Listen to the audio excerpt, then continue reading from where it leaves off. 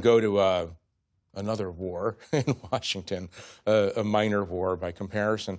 But it's also an example of something that's where politicians and nobody seems to be on the level, and that's the Rand Paul, Anthony Fauci death match. There are a couple of issues to unpack here. The Fauci diary, which is excruciating to read, and the actual reasons that Fauci was brought before the Senate. Here's what Fauci said about the hearing the other day. Watch this.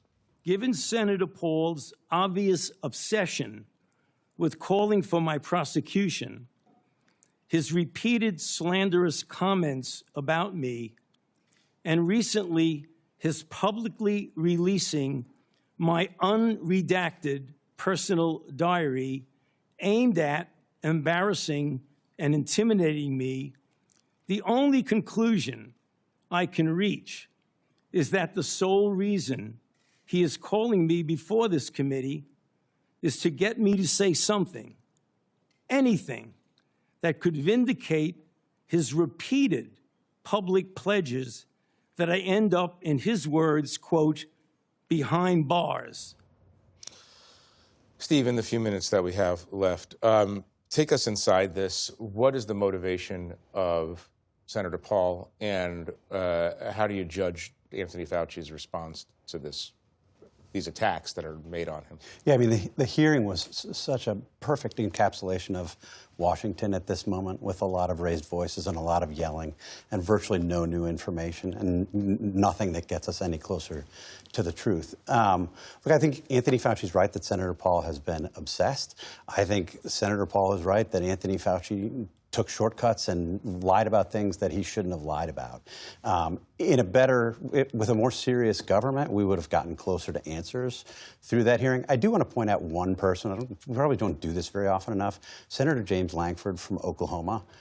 He wasn't going to get answers to the questions. Anthony Fauci had already said that he wasn't going to answer questions. But he walked through in a calm and dispassionate way a series of questions that, if we got answers to them, we'd be a lot better prepared for the next one of these.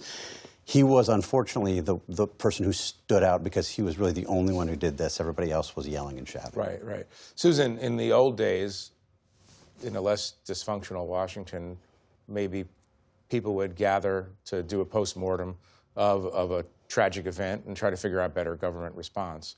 This is a little bit of a show right now. How do you? What does it say about where we are politically in partisanship? Yeah, I mean, look, the historical analogy that leaps to mind is not a reasonable bipartisan commission to look at lessons learned from a national tragedy. It's a witch hunt.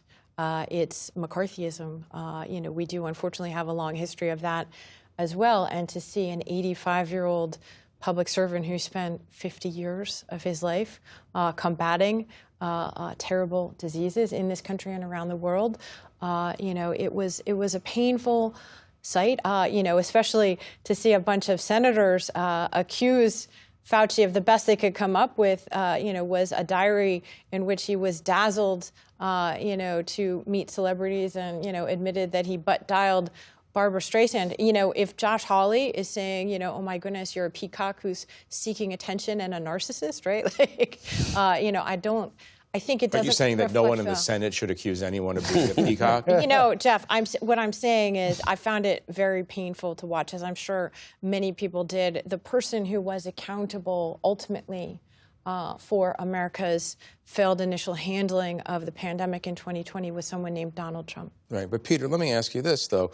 In the diary, Fauci talks with nuance, writes with nuance and uncertainty about the origin story of COVID-19.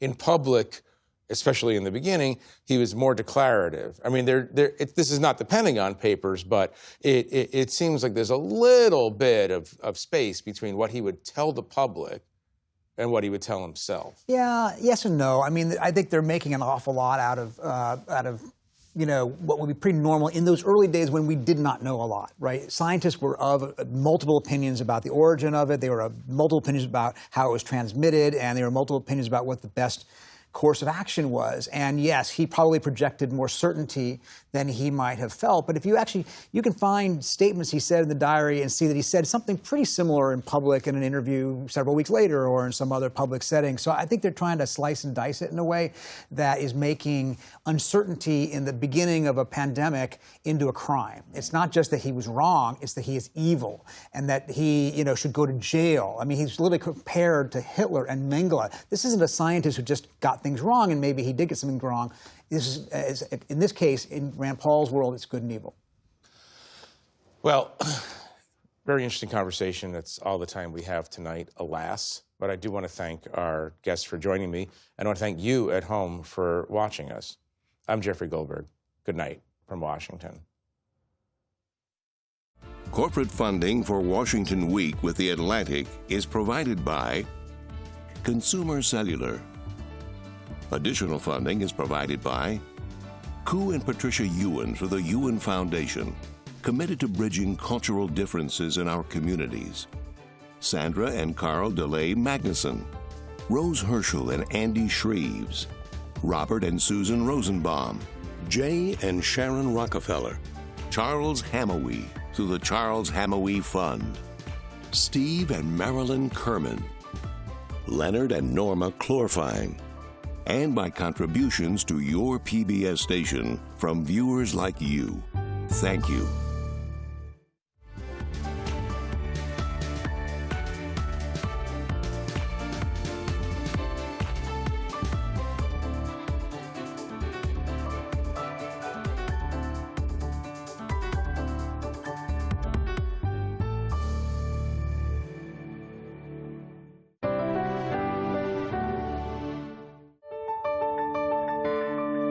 You're watching PBS.